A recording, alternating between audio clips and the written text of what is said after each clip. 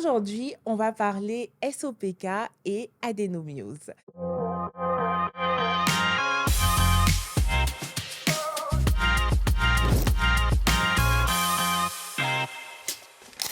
Avant tout, je vais vous laisser vous présenter. Donc, on va commencer par toi, Valérie. Merci, je suis Valérie Ayena, aujourd'hui fondatrice de My Derma Life, une plateforme de télémédecine spécialisée en dermatologie peau noire. Précédemment, j'ai eu une carrière de mannequin international et j'avais eu le titre de Miss Cameroun en 2013.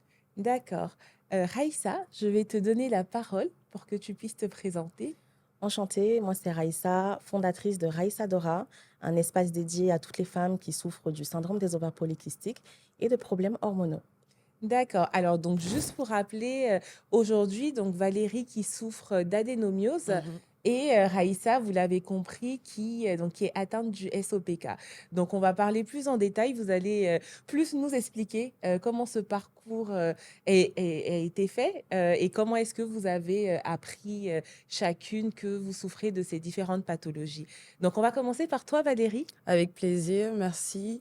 Alors, il y a 3 ans, j'ai essayé d'avoir mon premier enfant. J'étais en couple à ce moment-là. Et dans le processus, voilà, c'est à ce moment-là qu'on a découvert. Suite à une forte crise de douleur où je m'étais presque évanouie, j'étais devenue toute pâle. On s'était même dit à un moment donné que, oh, peut-être que ça y est, ça a pris, comme on dit. Mais finalement, il s'est avéré que non, c'était clairement l'adénomiose. Parce que lorsqu'on est arrivé à l'hôpital, j'ai fait une batterie de tests. Et c'est à ce moment-là que le médecin m'a annoncé que j'avais l'utérus rempli de sang et que, voilà, je faisais de l'adénomiose. Alors, juste, est-ce que tu peux nous donner ce que c'est que la définition de l'adénomiose? Alors, l'adénomiose, c'est une maladie gynécologique qui s'attaque à l'utérus, donc la paroi interne de l'utérus. On la compare souvent à l'endométriose. La différence entre les deux, c'est que l'endométriose, elle se propage à l'extérieur de la paroi utérine et peut toucher d'autres organes, tandis que l'adénomiose, elle reste vraiment sur l'utérus à l'intérieur. Et en fonction du stade auquel on vous détecte cette maladie, vous pourrez avoir ou pas des enfants.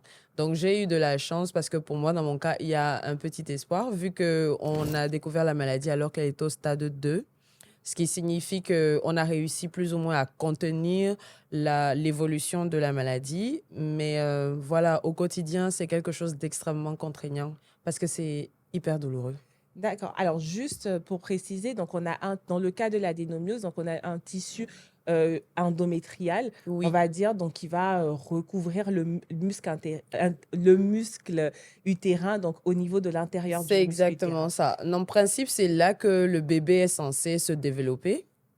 Sauf que dans ce cas-là, on se retrouve en fait avec des cellules qui sont comme des parasites, en fait, qui viennent occuper tout cet espace. Ce qui fait que plus tard, lorsque l'ovule est lâché et que le spermatozoïde essaye de féconder, ben, il n'a pas vraiment accès. Mm. Et donc, c'est pour cela qu'on se retrouve dans la difficulté à concevoir. C'est ça. Et je précise que c'est une pathologie qui va surtout être détectée en âge de Procréer, procréation. Voilà, c'est ça. exactement. Alors, donc, on a également donc Raïssa, donc, qui, elle, souffre du SOPK, qui, par contre, donc là, sur l'adénomiose, on est sur une maladie gynécologique. Sur le SOPK, on est plutôt sur une pathologie hormonale. Donc, est-ce que tu Exactement. peux nous expliquer comment tu as su que tu souffrais du SOPK? Oui, alors le syndrome des ovaires polykystiques, c'est un trouble hormonal qui est très complexe et donc qui englobe énormément de symptômes. Donc moi, j'ai été diagnostiquée à l'âge de 12 ans lors de mes premières règles. Voilà, je venais à peine de saigner, donc de découvrir ce que c'est que la période menstruelle. Mm, Et quelques temps après, mes règles se sont complètement coupées. J'avais plus de règles. mm. Et vous savez, dire à sa maman, j'ai plus mes règles depuis 3 mois, j'avais un peu peur parce que pas de règles veut dire tu es enceinte. Oui, Et donc à cet généralement. âge-là, c'est vrai que j'avais un peu peur. Donc j'ai quand même pris mon courage à deux mains et j'ai dit, bah, écoute maman, je n'ai pas mes règles. Et évidemment, elle m'a emmenée chez le gynécologue. Et lors d'un examen et d'une discussion avec le gynécologue, tout de suite, j'ai été diagnostiquée. Mm. Donc la chance que j'ai eue, c'est que j'ai été diagnostiquée très tôt. Mhm. Et donc j'ai pu adopter au cours de mon adolescence et au cours de ma vie adulte pas mal de petites astuces pour essayer de réduire en fait l'impact de ce trouble dans ma vie. Donc au début, c'était vraiment juste les symptômes de cycle. Et avec le temps, donc j'étais très sportive. Et avec le temps, donc je me souciais pas trop de mon poids. Je remarquais quand même que quand j'allais à la salle de sport, je prenais beaucoup de masse musculaire, j'étais vraiment très forte, etc. J'apprends plus tard que j'ai une hyperandrogénie. Donc, l'hyperandrogénie, c'est le fait d'avoir beaucoup d'hormones mâles. Et donc, mon hyperandrogénie se caractérisait par une pilosité faciale. Donc, j'avais vraiment de la barbe, quoi, vraiment. J'avais de la barbe. J'avais également des boutons localisés sur le bas du visage. Et j'avais également cette masse musculaire que je prenais lorsque je faisais des activités sportives. Et ensuite, avec le temps, malheureusement, le syndrome des ovaires polykystiques peut se dégrader. Et donc, avec le temps, j'ai pris du poids. Après, c'est les règles qui sont reparties pendant 5 ans. Et après, c'est la libido qui n'est plus là. Et après, c'est la sécheresse intime. Enfin, voilà. Donc, c'est vraiment tout un cercle vicieux, malheureusement, dans lequel on rentre. Et c'est parfois très, très compliqué à vivre parce que tu ne peux pas très bien l'expliquer. Parce qu'il y a tout un tas de symptômes, en fait, qui rentrent en compte. Mais Dieu merci, aujourd'hui, on arrive à trouver des solutions quand même.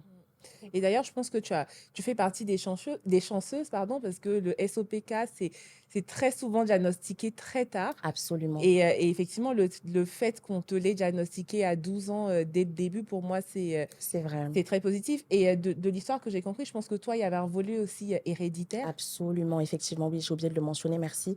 Il y avait un volet héréditaire. Presque toutes les femmes de ma famille ont le syndrome des ovaires polykystiques. Mon arrière-grand-mère n'a eu que mon grand-père. Donc, mon grand-père est fils Oui. unique et elle a eu beaucoup de mal à tomber enceinte. Et lorsque ma maman m'explique son récit, bon, on comprend qu'il y a eu Oui. un petit SOPK derrière. Ma maman aussi a eu un gros parcours du combattant. Elle a fait presque 2 ans d'infertilité avant de m'avoir. D'ailleurs, je suis fille unique. Je suis la fille unique de mon père et de ma mère. D'accord. Et donc, effectivement, mes cousines ont le syndrome des ovaires polykystiques. Donc, aujourd'hui, je suis alerte. À chaque fois que j'ai une cousine, je lui dis, va faire les tests. Oui. Donc, j'ai une de mes cousines, pareil, qui est en projet bébé. J'ai d'autres de mes cousines qui ont le SOPK, mais qui ont réussi à tomber enceinte. Donc, c'est vraiment un trouble qui fait partie de ma famille. Et je me suis dit, bon, on ne peut pas toujours se taire et garder ça pour nous et en faire un tabou, parce que sinon, on ne trouve pas de solution, quoi. Totalement. Et c'est vrai qu'on n'a pas donné de définition, mais est-ce que, juste sommairement, donc on a parlé d'hyperandrogénie, Oui, est-ce que tu peux parler des autres symptômes bien qui peuvent sûr. être associés au Exact. SOPK? Aujourd'hui, pour se faire diagnostiquer SOPK, il faut 2 de ces 3 symptômes suivants: des cycles irréguliers, une hyperandrogénie et des follicules dans les ovaires. C'est tout. Donc parfois, lorsqu'on entend SOPK, on a l'impression qu'il faut énormément de symptômes. En réalité, il n'en faut que 2 de ces 3. Mm. Et après, avec le temps, on développe plutôt des symptômes qui ne sont pas visibles. Donc là, j'ai parlé du poids, de la pilosité. On dit également que c'est la première cause d'infertilité dans le monde. Mais il y a d'autres symptômes qui ne sont pas visibles, comme le stress, l'anxiété, parfois qui paralyse les femmes qui ont le syndrome des ovaires polykystiques. Il y a l'insomnie, on n'arrive pas à dormir. Et quand tu n'arrives pas à dormir, tu développes d'autres choses, comme l'hyperprolactinémie, par exemple. Il y a des femmes qui vont avoir du lait dans les seins alors qu'elles ne sont même pas enceintes. Donc, il y a tout un tas de symptômes qui arrivent. Chaque femme SOPK a son symptôme. Donc, on peut avoir le SOPK, mais pas avoir de pilosité. On peut avoir le SOPK, avoir juste une perte de cheveux, ou on peut même avoir les règles, pas de barbe, et toujours être diagnostiqué SOPK. Il y a des symptômes qui ne sont pas visibles, d'où l'importance de vraiment faire un bilan hormonal et une échographie endovaginale. D'accord, bah, en tout cas, merci beaucoup. Alors Valérie, tout à l'heure, tu disais que bah, toi, pour toi, c'était difficile au quotidien. Est-ce que tu peux nous expliquer un peu plus les différents symptômes que tu as? Alors, moi, ce qu'il faut savoir, c'est que dès le premier jour de mes règles sont arrivées tard comparé à la plupart des femmes. Je les ai eues vers 16 ans et demi. Et depuis le premier jour, ça a été très douloureux. Et ce qu'on m'a dit de manière naturelle, c'est que, oh ouais, pas de chance pour toi, tu es tombée dans la catégorie des femmes qui ont les règles douloureuses. Donc, je me suis dit, OK, donc j'ai juste pas eu de chance et c'est normal. Sauf que je n'avais pas compris depuis ce moment-là que ce n'est pas normal de ressentir de la douleur lorsqu'on a ses règles. Ça, déjà, aurait dû... Alerter. voilà. Mais bon, dans mon environnement direct, on ne savait pas vraiment ce que c'était. Euh, donc, j'ai grandi toute ma vie en ayant toujours hyper mal, en étant alitée presque 10 jours par mois dans toute ma vie. Mes études ont été très, très affectées par ce problème. J'avais toujours droit à la permission de sortie lorsque j'étais au collège, etc., à l'université. Et même au travail, ça a énormément impacté même ma carrière de mannequin parce que, voilà, contrairement à ce que l'on peut croire, les mannequins, on est un peu comme des soldats. C'est pas un métier dans lequel on est chill parce que, voilà, on est très bien payé, mais en retour, on attend énormément en fait des mannequins. Donc du coup, c'était compliqué à ce moment-là de dire que oh je suis malade parce que si tu es malade, bah après on te boucle plus, on va se dire non, elle c'est une fragile, il faut pas la bouquer, etc. Donc les symptômes au quotidien, on va dire que J'avais, par exemple, le ventre qui était ballonné longtemps avant l'arrivée des règles, les douleurs profondes pendant les règles, des évanouissements. C'est-à-dire que moi, mes règles, c'est pas genre, quand c'est les règles, c'est waouh, c'est voilà, toutes les personnes de mon entourage savent que ouais, ça y est, c'est la guerre parce que ça va loin. J'ai des diarrhées pendant que j'ai les règles, j'ai des vomissements, nausées, donc je vais humer un parfum que d'habitude j'aime bien, mais là précisément, ça va me faire avoir de la nausée. Parfois, ça va jusqu'au vomissement, des étourdissements. Tu sors du taxi directement, ouin, c'est tout noir, tu comprends pas, alors que tu as mangé.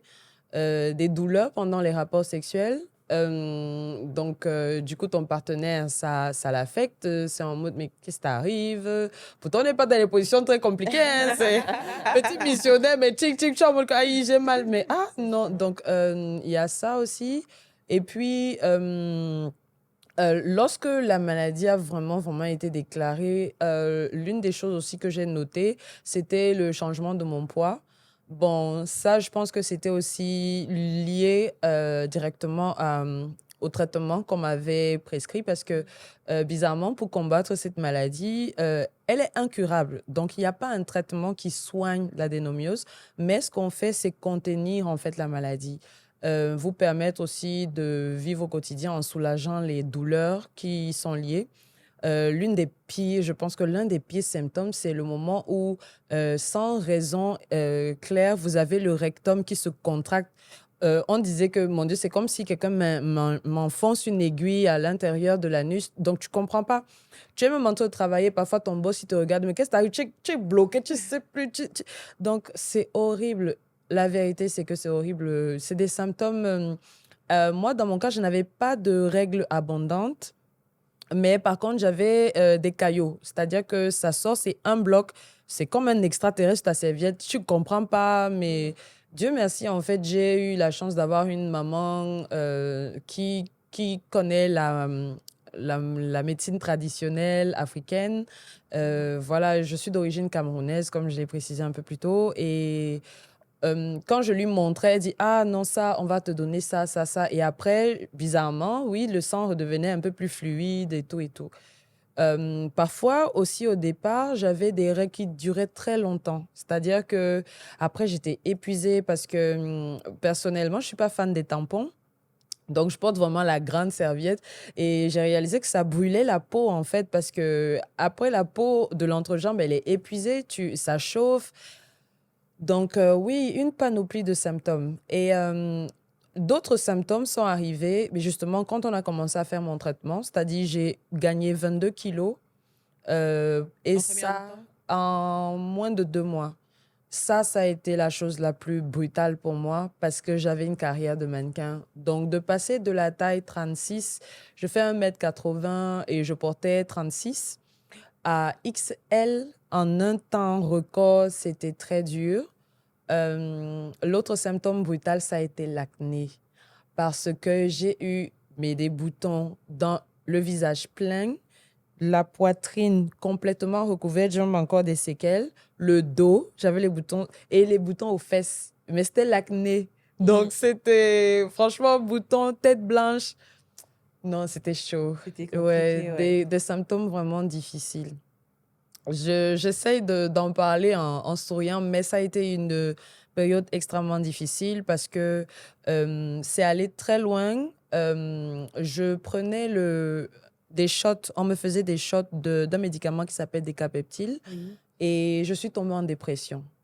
C'est à partir de ce moment-là que j'ai commencé à me dire, mais cette maladie-ci, c'est vraiment... Il y a un problème. Genre, j'ai commencé à me dire, cette maladie, non, c'est le diable, là, cette maladie. Parce que je n'ai jamais été quelqu'un d'envieux. Je n'ai jamais été quelqu'un de méchant. Je n'ai jamais été une personne aigrie. J'étais quelqu'un de très solaire auparavant. Mais cette maladie m'a fait que quand je voyais comment quelqu'un, il souriait même, je lui en voulais pour Oui. rien. Parce que toi, tu avais mal et tu n'arrivais pas forcément à comprendre comment les gens pouvaient être Du coup, je heureux. suis devenue quelqu'un de... C'est-à-dire que tout m'énervait. Ah, dis donc, ça...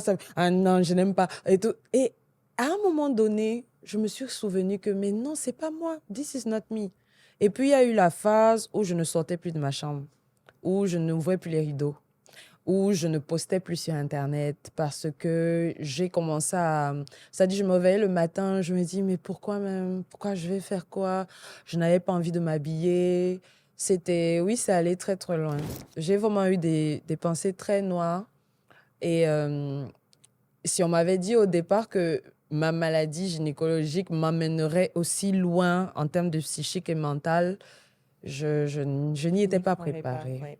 Je pense qu'on va revenir justement sur l'impact que ça a pu avoir sur ta vie sociale dans un premier temps, également sur ta vie professionnelle. Oui. Mais avant, Raïssa, comment toi, justement, le SOPK a atteint ton quotidien? Pareil que toi, Valérie, le symptôme qu'on a en commun, c'était la prise de poids. Quand tu fais de l'athlétisme, tu fais du basket, du handball, de la danse, tu fais beaucoup de sport. Et qu'en fait, il suffit d'un petit écart pour que tu prennes énormément de poids. C'est hyper compliqué. Par exemple, là, je suis à Abidjan depuis 10 jours, j'ai pris 5 kilos. Parce Ah que je oui. suis pas chez moi, oui. Entre la Ça se sent. tchéké, la loco. Voilà, c'est vrai que je me suis fait beaucoup plaisir, mais quelqu'un qui n'a pas de trouble hormonal va prendre 1 ou 2 kilos. C'est Moi, ça. j'ai pris 5 kilos, je me suis pesée ce matin. Donc, Mm. c'est vrai que les symptômes qui me pesaient le plus, moi, c'était l'hirsutisme. Parce que j'avais énormément de poils, vraiment comme un homme. J'avais une barbe, j'avais en plus de la barbe, parce que tu as la barbe, tu te rases, mais quand tu te rases, tu as les boutons, tu as les Exactement. poils Poils incarnés, incarnés tu as les et les taches. taches. Et donc, en fait, même quand je me rasais, il y avait des gens qui me disaient, mais t'es velu, t'as de la barbe, toi. Oh, quand j'entendais ça, j'essayais j'en rigolais moi-même, mais au quotidien, quand tu te réveilles le matin et que tu te regardes et que tu as l'impression d'être un homme, c'est chaud, c'est C'est difficile. compliqué. Et donc, moi, ça a été l'un des symptômes qui était le plus difficile pour moi parce qu'il est visible. Oui. Les autres symptômes, comme le stress, les insomnies, je peux le cacher. Mais quand tu vas au bureau, et en plus, moi, je vis en Europe, les poils, ça, ils connaissent pas trop. C'est considéré comme étant de la saleté. Et donc, ça m'a affecté au point où moi, j'allais au travail avec une écharpe en été. Donc, quand il faisait chaud, j'inventais toujours une maladie. Oh, j'ai la grippe quand il y avait le corona. Non, j'ai peut-être des restes de corona. Donc, je me trimballais tout le temps avec un masque. C'est terrible à dire, mais le coronavirus, moi, j'ai adoré cette période. Parce que je ne sortais pas de chez moi. Je ne pouvais plus me stresser de il faut que je m'épile, il faut que je me rase, il faut que je fasse ci. C'est une charge mentale. Quand tu dois penser tout le temps à t'épiler, quand tu as un boulot d'image, parce que je travaillais pour une grande marque de luxe. Et donc, bah, c'est compliqué parce qu'il faut expliquer à tes collègues pourquoi tu as une écharpe. Ils te prennent pour la fille un peu bizarre, quoi. Oui. Tu vois? Et au niveau des règles, pareil, j'ai eu des règles très, très douloureuses. Vraiment pareil que toi, je restais allongée, je ne sortais pas. Et moi, je déteste prendre des médicaments. Donc, je ne prenais aucun médicament. Donc, je souffrais pendant 2 jours, il ne fallait pas me parler. Donc, ça, c'était vraiment les 2 gros symptômes que j'ai eus. Et avec le temps, je commençais à avoir également de l'anxiété. Je ne sais pas si je peux dire dépression, parce que je n'ai pas été diagnostiquée étant donné que c'est une maladie, mais je me sentais vraiment mal dans ma peau, quoi. Heureusement que j'ai mon partenaire qui me soutenait, mais il a essuyé beaucoup de larmes. Donc, c'est quand même très compliqué. J'évitais même de voir ma maman parce que je voulais pas qu'elle me voie comme ça. J'évitais de voir mes amis. Moi, je déclinais toute sortie. Fallait pas m'appeler pour aller sortir. Et donc, ah, Raïssa, viens, on sort ce soir. Je dis oui, mais moi, je sais que je vais pas y aller, quoi. Et après, la veille, Je trouve une je petite trouve excuse. oui, je trouve une Mm. excuse. Jusqu'à un moment où moi, j'ai démissionné de mon travail, tellement c'était insupportable. Ah oui, à ce Oui, oui. point. J'ai démissionné. Je me suis dit, il faut que je fasse le laser, il faut que je fasse quelque chose pour enlever cette pilosité. J'ai démissionné de mon travail. Et je me suis dit, il faut que je trouve une solution pour enlever cette barbe. Et il faut savoir que ce n'est pas tant la barbe, c'est juste que tu as des symptômes visibles. J'avais la barbe, j'avais pris 20 kilos, donc je suis passée, j'étais à 100 kilos. Tu n'as pas tes règles, tu n'as pas de sexualité parce que moi, j'avais plus de libido. C'est-à-dire que en fait, plus tu grossis avec le syndrome des ovaires polykystiques, au plus les autres symptômes augmentent. Oui. Et donc, c'est la raison pour laquelle, quand on a ce trouble, on nous demande toujours de faire attention à notre hygiène de vie, de faire attention à notre environnement et à notre poids L'alimentation, oui. et à l'alimentation. Parce que, comme toi, il n'y a pas de médicaments, en fait. Donc, quand tu vas aller chez le médecin pour un SOPK, il va te donner la pilule pour mettre tes ovaires en pause, parce que tes ovaires travaillent trop. Donc, en mettant tes ovaires en pause avec la pilule, bah, tes symptômes s'amoindrissent un peu. Moi, je voulais pas. Je voulais pas du tout prendre la pilule. Et donc, bah, il fallait vivre avec ces symptômes visibles. Et quand tu es mariée et que pendant 3 ans, tu n'as aucun désir sexuel, là, c'est dur. C'est compliqué. Et moi, j'ai demandé à mon partenaire, j'ai dit, écoute, chérie, si tu veux divorcer, vas-y. Je suis arrivée là. Je lui ai dit, si tu veux divorcer, je t'en voudrais pas parce que même l'idée de penser que je vais aller dormir et peut-être mon mari va m'effleurer, ça me répugnait, ça me crispait. Mmh. Et donc, parfois, je faisais exprès de dormir un peu au salon. Je dis, ah non, je me suis endormie, j'avais trop de boulot, j'étais sur l'ordi parce que je voulais pas lui faire du mal. Donc, c'était vraiment les trois gros symptômes qui m'ont vraiment bien pourri la vie et qui m'ont gâché quand même une partie de ma jeunesse parce que je reste une jeune femme. Et donc, voilà. Donc, aujourd'hui, ça va mieux, mais ça prend du temps et parfois, il y a des rechutes. Là, par exemple, je sais que j'ai repris du poids. Donc, quand je rentre en Belgique, il va falloir que je refasse des efforts. C'est dur. Ouais. Et justement, oui, là, aujourd'hui, on voit que, bah, à première vue, tu n'as plus d'hirsuthisme. Oui, Donc, je vois zéro poil, zéro bouton. il n'y en a plus. Alors, donc, comment est-ce que, quelle technique est-ce que tu as utilisée justement pour faire face à cela? Alors, je suis passée par le rasage, le dermaplane, tout ce qu'on voit sur Internet, j'ai fait. La crème dépilatoire, la cire, le fil. Et je me suis dit, je vais quand même pas m'épiler toute ma vie, quoi. J'ai autre chose à faire que d'aller m'épiler tout le temps. Et donc, j'ai décidé de rechercher en fait des techniques d'épilation définitives. Et la première technique qui venait à moi, c'était le laser. Et le problème avec le laser, c'est que au début, j'étais trop contente. Mon mari, il était contre. J'ai dit, mais non, chérie, j'aurai plus de barbe, t'inquiète pas et tout. J'y suis allée. Bah, sauf qu'en fait, première séance, j'étais contente. Deuxième, troisième, quatrième, sixième séance, je suis brûlée au deuxième degré. Oh Ah oui. non. Je suis brûlée au deuxième degré puisque le laser, on augmente l'intensité à chaque séance, puisque lorsque le poil pousse, il pousse beaucoup plus fort jusqu'au moment où il ne pousse plus. Mm. Mmh. J'ai été brûlée, alors c'était catastrophique. Tu veux cacher ta barbe et là, tu es brûlée. Donc, j'avais une grosse trace de brûlure ici. Bah, Mmh. du coup, là, comment tu vas aller au travail avec ça? Donc, tes collègues, ils vont se demander, mais qu'est-ce que tu as? Tu vois, genre, l'écharpe, au lieu d'être là, elle était là. Oui. Je me cachais. C'était très dur. Donc, il m'a fallu 2 ans pour Voilà, pareil que toi. Je ne postais plus. Je pense qu'il n'y a pas de photo de moi pendant cette période-là. Et à un moment donné, je me suis dit, non, il faut quand même que je retrouve une autre technique. Donc, ça m'a mis 2 ans. J'ai même porté plainte contre la clinique Mmh. parce qu'avant, j'avais quand même demandé, est-ce que vous êtes sûr que vous faites les peaux noires? La Mmh. clinique m'a dit, mais bien sûr, c'est un dermatologue, il fait les peaux noires. Visiblement, non. J'aurais dû demander des photos, j'aurais dû demander autre chose, mais quand tu as un symptôme qui te pourrit la vie, voilà, tu as une Tu as envie solution, d'aller tout de suite, quoi. tu as Exact. envie d'y Ouais. aller. Mmh. Et donc, je me suis recluse chez moi pendant 2 ans. J'ai essayé quand même de guérir de mes cicatrices. Entre-temps, je me suis un peu occupée de moi. Et après, je me dis, mais quand même, là, les poils reviennent. J'ai quand même envie. Oui, parce que, évidemment, j'ai été brûlée, mais j'ai toujours des poils, hein. Oui. Et avec le laser, on a ce qu'on appelle la repousse paradoxale. Oui. Mmh. Étant donné que c'est un trouble hormonal, juste enlever tes poils, c'est pas la solution. Il y a quelque chose à l'intérieur de ton corps qui doit être réglé, c'est l'hyperandrogénie. Donc, si tu vas juste faire le laser, en réalité, tes poils vont revenir. Et donc, le problème avec le laser, c'est que tu dois te raser avant chaque séance. Et donc, raser une peau qui est sur une zone qui est hormonodépendante, ça m'a créé de la repousse paradoxale. Donc, je suis partie avec des poils juste ici, le long de la mâchoire. Je me suis retrouvée avec des poils Mhm. Mmh. juste là et partout au niveau du cou. Et donc, repousse paradoxale. Et donc, j'ai trouvé une autre technique sur Internet, en scrollant un peu, qui s'appelle l'électrolyse. Et l'électrolyse, c'est une technique d'épilation définitive qui vise à enlever le poil un à un à l'aide d'une décharge électrique. Ça fait un peu peur, mais ça fait pas mal du tout. À l'aide d'une, on va dire, d'une source de chaleur. Et en fait, le poil est détruit. Pareil, il repousse plus fort, plus fort. Et après, il s'affine pour ne plus jamais repousser.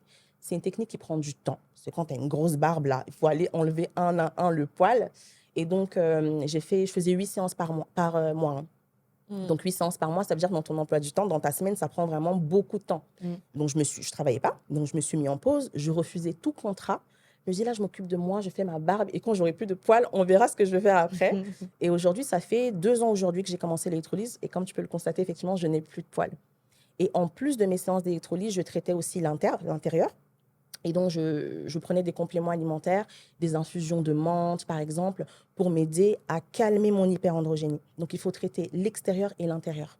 C'est pour ça que j'ai eu du résultat, parce qu'il y a des femmes qui font l'électrolyse pendant 5, 6, 7 ans, hein, voilà. Donc, c'est pour ça, vraiment, quand on fait ce genre de solution, il faut également prendre soin de Prendre soi, soin de avoir soi. une bonne hygiène de Mmh. vie. Les graines de lin, par exemple, c'est tout bête, mais en fait, dans les graines de lin, il y a la lignane qui vient en fait s'accrocher à la testostérone et permettre de l'évacuer un tout petit peu. Donc, c'est des petites techniques comme ça que je mettais en place pour faire en sorte de m'aider à jongler avec mes hormones, quoi. D'accord, OK. Voilà. Alors Valérie, c'est vrai que toi, tu as parlé des recettes de grand-mère, donc des Oui, médicaments traditionnels que ta mère te exact. donnait. Est-ce que tu peux nous parler de façon un peu plus globale du traitement que tu as pris et surtout de l'impact bah, que cette pathologie a pu avoir sur ta vie tant Bon, sociale que professionnelle? Docteur Cécilia, à chaque fois on m'a posé cette question, mais je ne pourrais pas dire parce que c'était une grande bouteille qui faisait cette taille-là, à l'intérieur de laquelle on mettait plusieurs choses. Donc je ne saurais dire parce que même les noms de ces herbes, etc., c'est en langue maternelle, donc je saurais même pas dire les noms français. Mais je sais que l'une des racines que j'ai utilisées dans mes différents traitements. Par exemple, j'avais ma bouteille d'eau que je consommais tout le temps. Il y avait systématiquement la racine qui est très présente en Afrique de l'Ouest, justement. Elle est au Sénégal, elle a une couleur marron. On en fait, il y a plusieurs vidéos parfois où on montre les différentes utilisations. Mais moi, dans mon cas, c'était juste ça qu'on mettait dans ma bouteille d'eau et je l'ai bu pendant presque un an, tout le temps. Parce que ce qu'il faut savoir, c'est que on m'avait dit, après avoir fait la cartographie de mon utérus, qu'il fallait qu'on pratique une intervention chirurgicale parce que j'avais en plus des myomes qui s'étaient développés. Et pour moi, c'était la panique parce que je me disais, pourquoi je vais passer par tout ça et au final, j'ai même pas de bébé de toutes les façons. Donc, je trouvais que c'était tellement injuste qu'on me fasse une opération où on va ouvrir une césarienne pour venir chercher des choses à l'intérieur de mon utérus, etc. Et donc, j'ai été fortement soulagée lorsque, un an après, je pars de Dakar pour aller faire je passe l'IRM, Oui. cette fois-là à Paris. Et le monsieur me dit que, Madame, mais je crois qu'il y a un problème. Et je dis, comment? Donc, moi, j'éclate déjà en sanglots parce que je me dis que ça y est, là, je suis morte, c'est fini. Sauf que lui, m'informe qu'il constate que la cartographie que j'ai rapportée, les images, montrent que c'était plus gros, mais maintenant, ça s'est rétréci. Donc, c'est là où je lui dis que, mais en soi, ça veut dire quoi exactement? Le docteur me dit que vous avez encore, en fait, des corps qui sont présents à l'intérieur de votre utérus, mais ils ne pourraient pas, naturellement, en fait, potentiellement vous empêcher de tomber enceinte. Donc, je lui ai dit, donc en soi, je ne suis pas obligée de passer par le côté chirurgical, etc. Il me dit non. Qu'est-ce que vous avez pris? C'est là que je lui ai dit que, bon, déjà, j'avais le décapeptile. On m'avait mis sous ménopause artificielle. Ah ouais. Et ça a été vraiment... C'est à partir de ce moment-là que j'ai arrêté de minimiser les dames qui sont en ménopause, nos mamans. Avant, je rigolais, je mea culpa parce que je disais, tu vois, maman et sa petite serviette, parce que maman avait toujours sa petite serviette, parce que parfois, elle a les bouffées de chaleur qui viennent, donc elle avait toujours son petit mouchoir ou sa serviette, etc. Donc, nous, on rigolait. Parfois, à la maison, elle dit, mettez la clim, donc, mais après, elle dit, non, coupez la clim parce qu'elle avait chaud, elle avait froid. Donc, moi, j'ai vécu ces symptômes parce ils ont mis mon corps sous ménopause artificielle. Je ne sais pas comment, mais les maladies gynécologiques en général, elles sont presque nourries par le sang. C'est comme si quand tu as ton cycle menstruel normal, ça les nourrit. Je ne sais pas, je trouve toujours que c'est comme je sais pas, des extraterrestres qui sont à l'intérieur de nos corps, je vous assure. Et donc, du coup, euh, voilà une chose en fait qui m'a aidée. Ça a été un passage difficile, mais c'est presque comme si quand on avait sevré ces corps-là, ils n'avaient plus le sang qui venait les nourrir.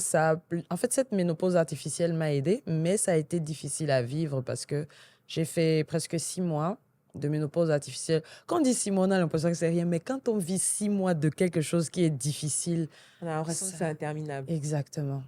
Et donc, au cours donc, de cette ménopause artificielle, j'avais beaucoup de tisanes. Je buvais beaucoup de moringa. Je buvais, mais c'est très amer. Like, je ne suis pas fan du goût du tout. J'ai pris pas mal voilà, de la racine là. Je me rappelle pas le nom. Camaré, Je crois, je sais. Bongoli, Elle est marron. je vois très bien. Je suis sûre qu'après, je vais pouvoir venir déposer le nom dans le commentaire du Oui. podcast. Et donc, du coup, voilà, c'était en soi beaucoup d'éléments de naturopathie. Mais je ne pourrais pas dire clairement quel nom. Mais ensuite, les médicaments ont pris le relais, entre autres ceux des capeptiles qui, au départ, m'a causé énormément de mal. Mais une fois que j'avais compris ce dans quoi j'étais, parce que ce qui s'est passé, c'est que, pareil, hein, que toi, Raïssa, insomnie. Je ne dormais plus. J'étais devenue comme une zombie, des cernes qui tombaient aux joues comme ça, là. Et donc, un jour, je sais pas pourquoi, j'ai une petite voix qui me dit, lis un peu la notice de tous tes médicaments. Donc, je porte tous les médicaments, je pose et je commence à lire. Je commence à lire toutes les petites écritures, là, etc. Et il y a donc la petite ligne qui dit, pourrait donner des idées noires, pensées. Donc, du coup, je tape sur Google et là, je commence à lire les témoignages de femmes qui ont dit qu'elles ont eu des pensées suicidaires, etc. Et que c'est prouvé que le décapeptile, c'est quelque chose qui te bousille la tête. Mais moi, à ce moment-là, je me dis, waouh, au moins je comprends. Je comprends pourquoi tout le monde m'énerve. Je comprends pourquoi je suis en train de me transformer en quelqu'un d'aigri. Parce que je savais au fond de mon cœur que je n'étais pas quelqu'un de méchant. Donc ça, c'est, je pense, l'une des choses qui m'a le plus marquée. Mais après, j'ai commencé à... C'est bizarre que je le dise, mais l'un de mes traitements, c'était vraiment la parole de Dieu. Ouais. C'est-à-dire que l'une des choses qui m'a... C'est-à-dire ça m'a maintenue ici pour que je sois assise avec vous aujourd'hui, mesdames. C'est vraiment ça. La prière, je ne sais pas si c'est scientifique, docteur, Bah, après, mais on a tendance à dire que, bah, en fait, Jésus, c'est le sauveur par excellence, hein. sincèrement, C'est, ça m'a beaucoup aidé parce que je me souviens de la prière que j'avais dit dans la nuit, déjà 3 heures du matin, j'avais dit que Seigneur, la fille si que je vois là, ce n'est pas moi, papa, ce n'est pas moi. Moi, Valérie, je ne suis pas comme ça. S'il te plaît, aide-moi, ne me laisse pas. Et sincèrement, la prière pour moi a été la chose qui m'a réellement maintenue. Ça a été comme une bouée, genre, qui me maintenait franchement la tête hors de l'eau pendant tout le process. Donc, et tout récemment, justement, j'ai aussi découvert les tisanes de Andrea Bomo, qui est naturopathe et qui, voilà, ces tisanes m'aident énormément parce que j'ai compris que lorsque je souffre de ballonnement, mes douleurs sont beaucoup plus fortes. Et par exemple aussi, à force de lire, parce que j'ai l'impression qu'à chaque fois, on est obligé d'être en quelque sorte des autodidactes, parce qu'en fonction de... ces maladies, on ne se ressemble jamais. Genre, chacune va avoir son sa propre cas. particularité. Exactement. Et moi, j'ai compris que, voilà, il y a des choses, peut-être quand je consomme parfois le sucre, je vais avoir plus mal. J'ai lu que parfois, il faut éviter les viandes rouges, etc. Mais c'est très difficile parce que moi, j'aime bien la viande. Donc, du coup, ce que j'ai compris, par contre, c'est qu'à force de prendre ces tisanes-là, ça m'a aidé. Et tout récemment, maintenant, j'ai découvert les compléments alimentaires de coton voilà, je La marque débute de la Raïssa. cure de Ouais. coton de Raïssa, justement. Et voilà. Donc, en soi, en dehors des médicaments qu'on va dire qui ont été prescrits même par le médecin, traitement voilà, naturel, je n'ai pas hésité de tester voilà, tous les remèdes de grand-mère qui m'étaient proposés. Encore une fois, des plantes telles que le moringa, ça m'a aidé. Voilà, des racines qu'on met dans l'eau. Et puis voilà. D'accord. Alors, c'est vrai effectivement que lorsqu'on parle de SOPK ou d'adénomiose, on est beaucoup sur cette approche holistique et on parle souvent de revoir son mode de vie. Tu en as parlé tout à l'heure, Absolument. Raïssa. Et on a également beaucoup la naturopathie. On en parlait juste en début d'émission, qui aide énormément et qui de plus en plus montre ses preuves. Même, et beaucoup même dans ce volet, parce qu'on peut-être qu'on va en reparler, mais sur le volet procréation. Aujourd'hui, on sait que on a de plus en plus, comme le Koto ou la marque de Andrea Beaumont, à qui on fait un petit coucou, donc qui ont montré des preuves quand même chez pas mal de femmes. Exactement. C'est vrai que, comme tu le disais, on devient notre propre médecin, en fait. On n'a pas le choix. J'ai dû faire des études de naturopathie, d'herboriste et de biomédecine pour comprendre mon corps. Et comme c'est une pathologie qui est héréditaire chez moi, j'ai envie que si un jour j'ai des enfants, qui plus est une fille, d'être alerte un peu plus sur ces sujets-là. Et moi, j'avais un peu peur d'utiliser des plantes parce qu'on dit toujours que le poison est dans le dosage. C'est ça. Et donc, comme il y avait beaucoup de marques sur Internet, je me dis, oula, hold on, on va faire une petite pause là. Qu'est-ce qui est bien pour moi? Qu'est-ce qui n'est pas bien pour moi? Parce que quand on ne se sent pas bien, on veut tout essayer, hein. Et on est prêt à tout. On est prêt à C'est tout. vrai. Si tu nous dis, prends le vinaigre et tu mélanges avec une... Tu vas boire parce que tu ne te sens pas bien. Et donc, effectivement, j'ai fait des études de naturopathie pour pouvoir, déjà à la base, c'était un peu égoïste, je ne vais pas mentir, c'était un peu égoïste, pour pouvoir moi-même savoir quelles sont les plantes que je peux consommer pour aller mieux. Parce que quand tu vas chez l'endocrinologue à 12 ans et qu'il te dit, Madame, c'est la première cause d'infertilité dans le monde, et donc revenez me voir quand vous aurez des enfants, tu grandis finalement. En fait, Quand vous aurez envie de procréer. Ouais. il te plante une graine dans la tête où tu te dis, waouh, en fait, moi, j'aurais des difficultés à avoir des enfants. Ok, donc tu grandis, tu te dis, attends, en tant que femme, on nous dit de faire des longues études, il faut avoir une carrière professionnelle, il faut trouver son mari, il faut se marier, avoir une maison. En C'est pas fait, facile, hein? on est déjà à 35 ans là. Ouais, c'est Du ça. coup, si j'arrive à ce stade-là et que j'ai du mal à procréer, waouh, c'est compliqué. Et donc, effectivement, je me suis lancée dans la naturopathie et j'ai créé effectivement des marques de compléments alimentaires qui aident les femmes. Et moi, sur mes réseaux, je ne vais jamais dire que c'est la première cause d'infertilité dans le monde parce que j'ai envie de déculpabiliser les femmes et d'enlever cette charge mentale sur effectivement la femme. Parce que mine de rien, on n'en parle pas beaucoup, mais l'impact psychologique de ce qu'on te dit, Mmh. c'est lourd. C'est très lourd. Et donc, j'ai commencé à prendre des petites plantes, l'inositol. L'inositol, c'est tout bête, c'est un type de sucre que tu trouves dans les agrumes, dans les noix. Mmh. Sauf qu'en fait, si tu dois manger la quantité d'inositol, en fait, qui est dans un complément alimentaire, tu prends du poids parce que c'est quand même un type de sucre. Même si c'est du bon sucre, c'est un type de sucre. Manger plusieurs noix, 15 kilos d'amandes, des agrumes, beaucoup de fruits, c'est quand même du sucre. Et donc, au final, c'est pas bon. En complément alimentaire, ça va, c'est une gélule, tu prends et ça va. Et donc, en fait, l'inositol, c'est un peu comme notre pilule à nous. Ça vient pas cibler un symptôme en particulier, mais ça aide globalement à te sentir mieux, à perdre un peu de poids, à avoir des règles un peu moins douloureuses. Tu vois que ton alopécie que tu avais, ça repousse un peu. Mm. Et après, comme je dis souvent, tu viens habiller ton inositol avec d'autres types de compléments alimentaires. Et donc, moi, j'ai pris une autre plante. Je ne sais pas si on peut citer les plantes. Oui, bien sûr. J'ai pris le saut-palmetto, qu'on appelle aussi le palmier nain, qui est une plante naturelle qui pousse dans les endroits très chauds, Haïti, Amérique du Sud, etc., qui permet en fait de venir freiner l'hyperandrogénie. Donc, à la base, il faut savoir que ce qui est terrible, c'est que les médicaments et les compléments alimentaires ne sont pas testés sur les femmes, c'est testé sur les animaux. Quand c'est testé sur l'être humain, c'est testé sur les hommes. Et la femme, elle vient en bout de chaîne. Et en fait, on s'est rendu compte que les hommes qui prenaient du saut-palmetto, parce qu'il y a des hommes qui ont de l'hyperandrogénie, comme il y a des femmes qui ont beaucoup d'ostrogène, il y a des hommes qui ont beaucoup de testostérone. Et ces hommes-là, c'est les hommes généralement qui sont chauves et qui ont une grosse barbe. Mmh. Et en fait, ces hommes-là, lorsqu'ils avaient l'hypertrophie bénigne de la prostate, on s'est rendu compte que lorsqu'ils prenaient le palménin, les cheveux repoussaient. Et donc, les scientifiques ont commencé à se pencher là-dessus. Ils se sont dit, mais attends, quels sont les autres individus qui ont de l'hyperandrogénie? Les femmes. Quel type de femmes? Les femmes SOPK. Et c'est comme ça, en fait, qu'on a commencé, les femmes SOPK, à nous recommander, surtout en anglo-saxon. En francophonie, on ne connaissait pas cette plante, à recommander, en fait, le saut-palmetto. Et effectivement, quand j'ai pris ça, je vois qu'au lieu de m'épiler 3 fois par semaine, je m'épile une fois, tous les 10 jours. Et mes séances d'électrolyse, lorsque j'ai introduit le saut-palmetto, allaient beaucoup plus vite. Et donc, mes règles sont revenues, parce que moi, j'avais une aménorrhée de 5 ans. Et parce que j'avais trop d'hormones mâles, donc j'avais pas de règles. Et donc, tous mes petits symptômes, mes cheveux qui repoussent, je me sentais mieux dans ma peau. Mmh.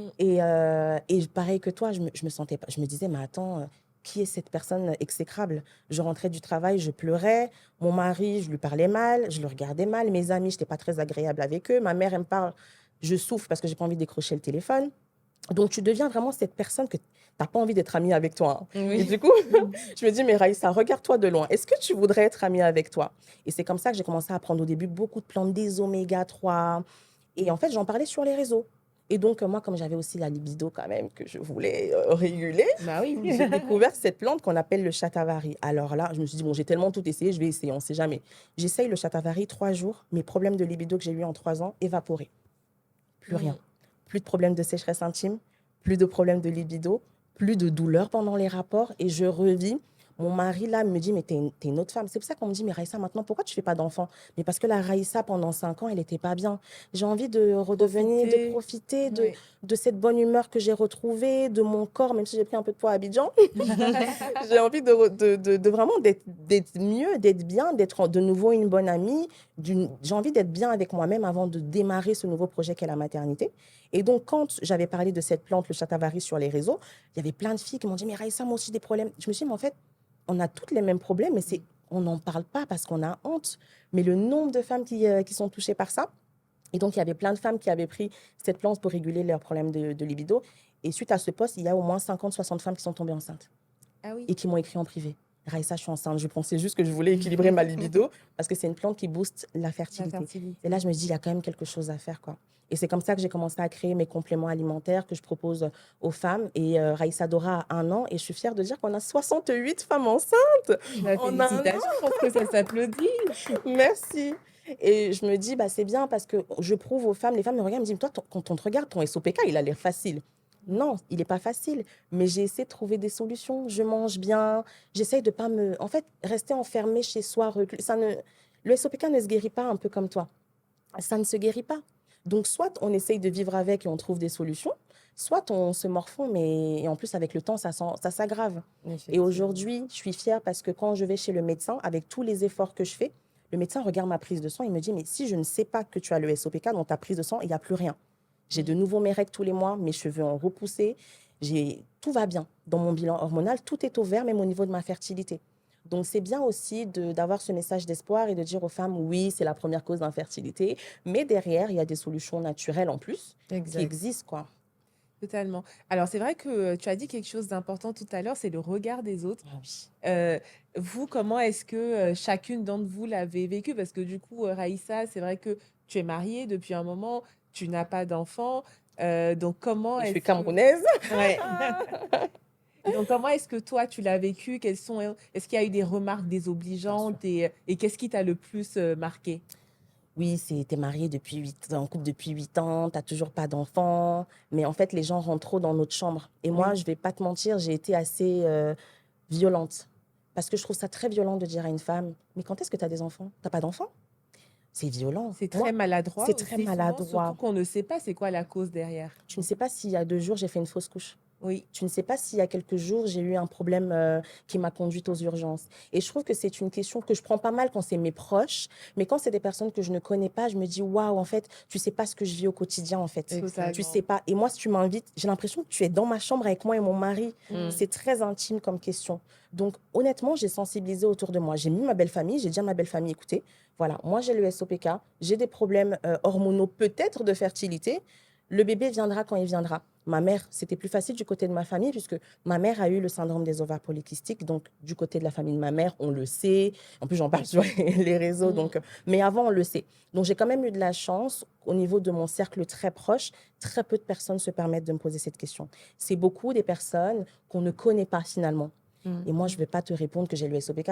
Je rentre directement dans mon C'est clair. intimité, quoi. Mm. Donc, le regard des autres, c'était compliqué. Le poids, quand je faisais 110 kilos, il faut savoir qu'avec le SOPK, tu prends du poids, mais il faut perdre du poids. Sauf que le SOPK t'empêche de perdre De du faire poids. du poids. Tu fais de la rétention de gras. Et donc, en fait, tu vas voir le médecin te dit, madame, vous faites 110 kilos, il faut perdre. J'avais un coach sportif, j'allais 5 fois par semaine à la salle, je mangeais bien, j'aime pas le sucre. J'ai aucune sucrerie chez moi, je n'arrivais pas à perdre du poids parce que métaboliquement, j'avais un autre trouble qui s'appelle la résistance à l'insuline. Oui. La résistance à l'insuline, c'est lorsque, tu veux peut-être Non, vas-y. La résistance à l'insuline, c'est lorsque métaboliquement, ton insuline, elle est trop haute dans ton organisme. Et donc, on est toujours attiré par tout ce qui est sucré.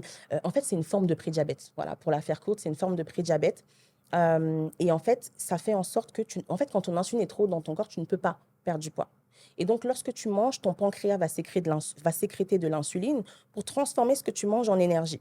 Sauf que quand tes cellules résistent à l'insuline, ce que tu manges n'est jamais transformé en énergie. Et donc, tu vas manger, tu vas être KO. Moi, après les repas, il ne fallait pas me parler, hein. C'était sieste. Heureusement, je faisais un métier qui était en télétravail. Je mangeais, je déposais mon ordinateur. Je faisais ça de temps en temps sur la souris pour qu'on voit que je suis en ligne.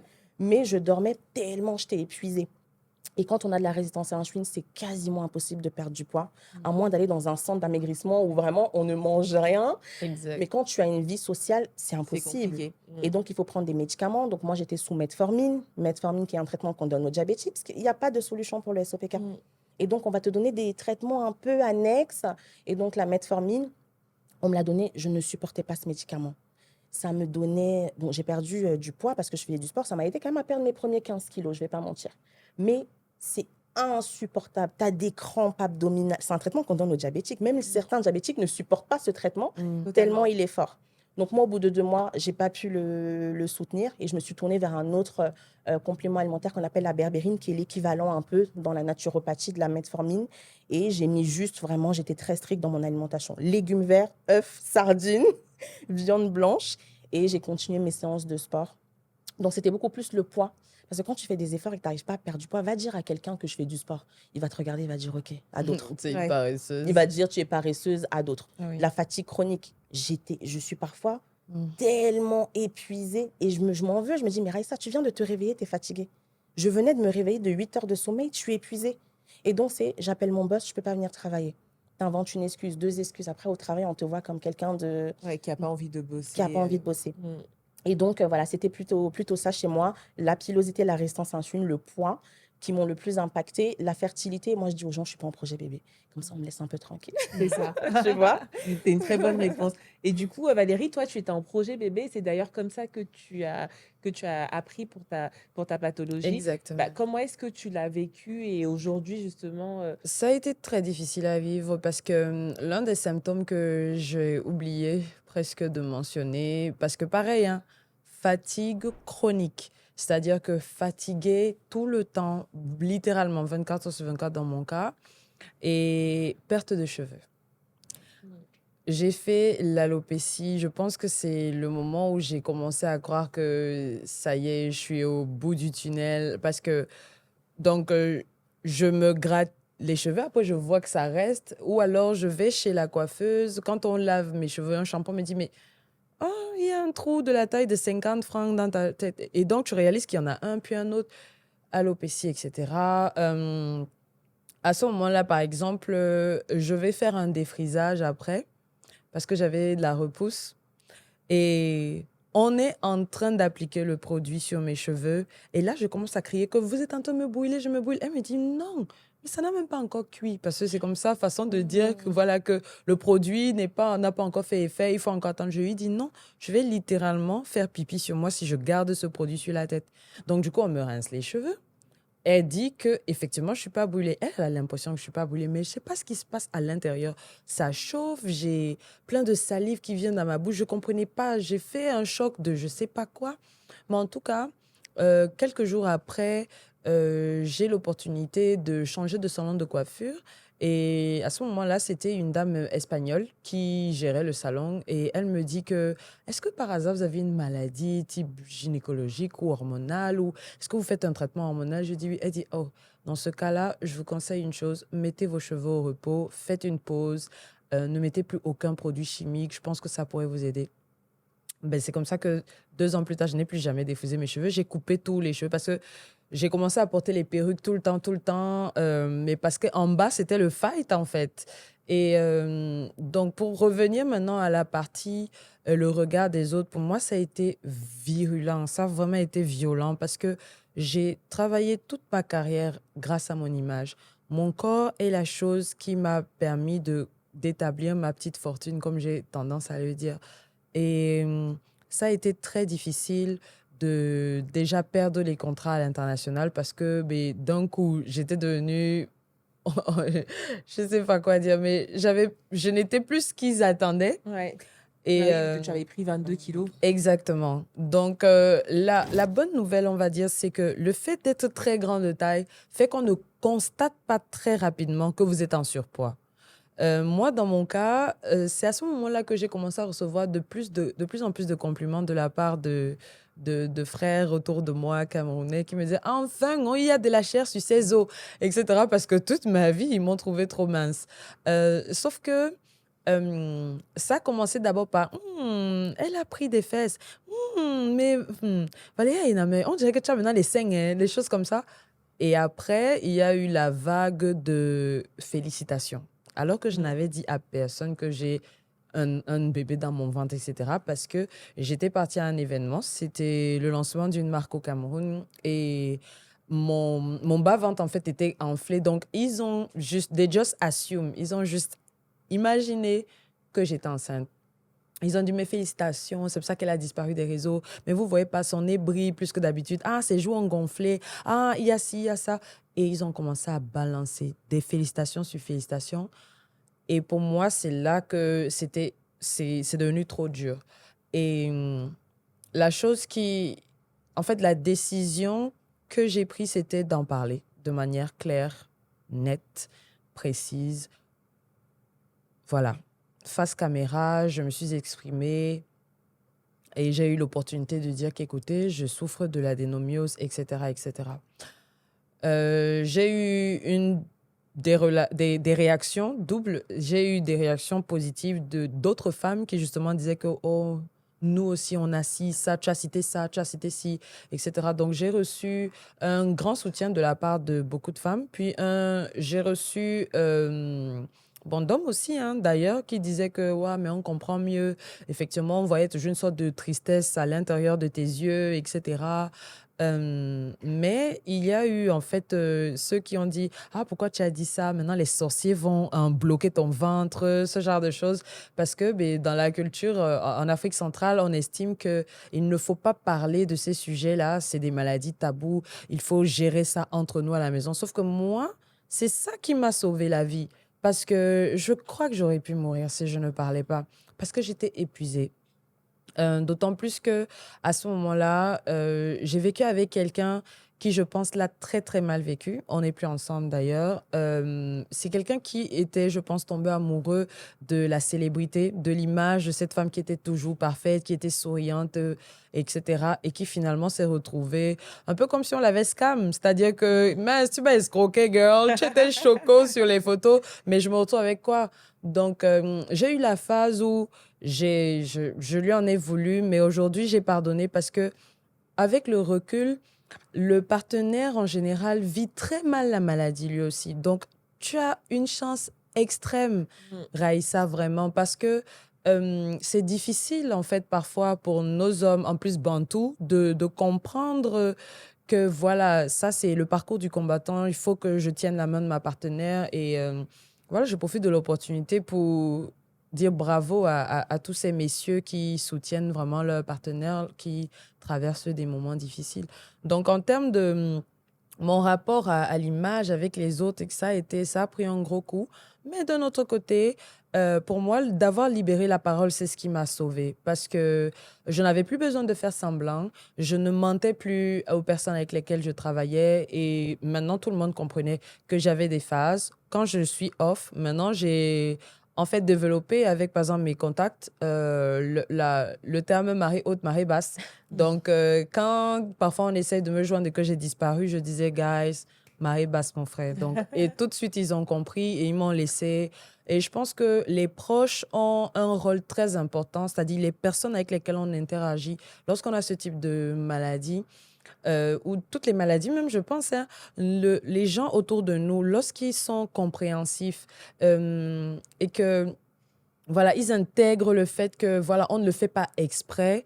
Ça nous soulage énormément. Ça nous retire, ça éloigne de nous cette grosse charge mentale qui, en général, plus de 50% de cette charge, c'est parce que le regard d'autrui, en fait. C'est ça. Et justement, aujourd'hui, vous avez toutes les deux libéré la parole, on va dire. Donc, Raïssa, tu sensibilises pas mal sur les réseaux sociaux. Valérie, toi également, donc tu as Moi, parlé de beaucoup ta plus pathologie. timidement quand même. C'est ça, mais je pense qu'aujourd'hui, tout ça t'a permis aussi, on va dire, d'entreprendre dans le domaine de Clairement, la parce que je beauté, l'ai de la dit, santé. je le dis tous les jours maintenant, parce que je rends grâce. euh, Parce que c'est ce parcours du combattant que j'ai vécu depuis maintenant 3 ans qui m'a permis de découvrir en fait voilà, ma vocation. Je pense que j'ai toujours su que je ferais carrière dans un univers qui me mettrait en contact des gens. Donc, je pensais que moi, c'était juste d'être belle, c'était ça mon Mm. métier. Mais en fait, aujourd'hui, je comprends que mon purpose in life, ma, ma, Ta ma vocation. destinée, ma Ouais. vocation, c'est vraiment d'impacter la vie d'autres personnes. Mm. Et au travers de My Dama Life, c'est ce qu'on fait. Donc, c'est la raison pour laquelle, c'est ce qui m'a inspirée à créer parce que lorsque je suis tombée malade et que j'ai commencé à avoir les troubles au niveau de mon visage, l'acné, etc., je cherchais désespérément des dermatologues qui comprendraient. Sauf que je n'ai pas eu la chance de tomber sur des personnes qui avaient le recul. Ils n'ont pas pris le temps d'étudier ma psychologie. Je n'étais pas juste une femme ou une mère de famille qui venait se plaindre qu'elle avait des boutons. J'étais un mannequin. Et pour quelqu'un qui, enfin, quand on a compris la psychologie de la personne en face de soi, on va comprendre que le pain point est beaucoup plus profond ici ou un peu moins là-bas ou etc. Donc, du coup, je me suis dit, je ne trouve pas facilement des personnes qui puissent me comprendre. Et je suis certaine que d'autres femmes sont dans la même situation.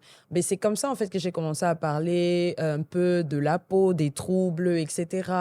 Et donc, d'autres femmes ont commencé à me contacter, inbox, en direct message, sur Instagram, etc. Et c'est comme ça que j'ai eu l'idée de créer un univers, My comme la mienne, le mien, derma, comme la peau, life, donc la vie de ma peau, un environnement où on va parler cheveux. Pourquoi? Parce que j'ai eu l'alopécie, j'ai perdu les cheveux et aujourd'hui, je suis trop fière de sortir avec mon afro. Les cheveux ont repoussé, Dieu merci, mais c'est avec des efforts parce que ça fait 2 ans qu'on est dessus. Ma peau est revenue. Je suis là, bon, j'ai quand même mis un petit make-up, mais franchement, c'est une fine couche de make-up. C'est plus comme avant où je chargeais pour cacher les imperfections et même les ongles. C'est-à-dire que, donc, on traite tout ce qui est peau, euh, mais c'est vraiment, il ne s'agit pas juste en fait d'aller chez le médecin, mais c'est de trouver le médecin qui est compréhensif. C'est qui a la bienveillance, c'est là que, ouais, madame, il comprend en fait la douleur de son patient ou de sa patiente. Donc, il aura fallu que je passe par cette maladie pour comprendre en fait d'autres femmes. Parce que avant ça, j'ai toujours vendu des produits de beauté. J'ai toujours, toute ma carrière, depuis que j'ai 15 ans, je travaille dans l'univers de la cosmétique, la mode, tout ce que vous voulez. Mais je n'avais pas encore eu ce déclic qui, aujourd'hui, lorsque j'observe une femme, je sais ce qu'elle vit. Et donc, on ne peut pas la laisser sans l'aider. C'est-à-dire que Dieu sait que chez My Day My Life, on essaye toujours de trouver des solutions. Bah, en tout cas, félicitations. Merci beaucoup, Et docteur bravo Cécilia. pour tout le boulot qui est fait. Merci. Alors, Raïssa, qu'est-ce que tu veux dire justement à toutes ces personnes qui nous suivent? Je veux vraiment dire qu'il faut être actrice de sa santé. C'est vrai que on a aujourd'hui la chance d'avoir Internet. Et parfois, je dis, il faut l'utiliser à bon escient quand même. Et donc, moi, j'ai envie de dire à ces femmes qu'un diagnostic, c'est un diagnostic. Derrière, il y a des solutions, il y a vraiment beaucoup de choses. Je ne pourrais même pas te donner un conseil aujourd'hui parce qu'il y a tellement de choses à prendre en compte. Si on peut juste dire à une jeune femme qui vient d'avoir ses règles et que c'est important d'aller une seule fois par an voir un gynécologue, pour moi, ce serait gagné.